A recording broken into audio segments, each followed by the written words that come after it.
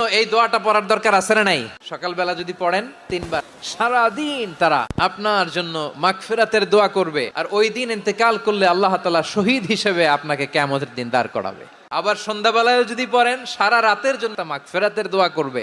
ওই রাতে মারা গেলে শাহাদাতের মৃত্যু নসিব হয়ে যাবে। সকাল সন্ধ্যার যে জিকির, এই জিকিরের অন্তর্ভুক্ত করে নেবেন এই ওয়াজিফাটা। আউযু বিল্লাহি মিনাশ শাইতানির রাজীম। বিসমিল্লাহির রহমানির রহিম।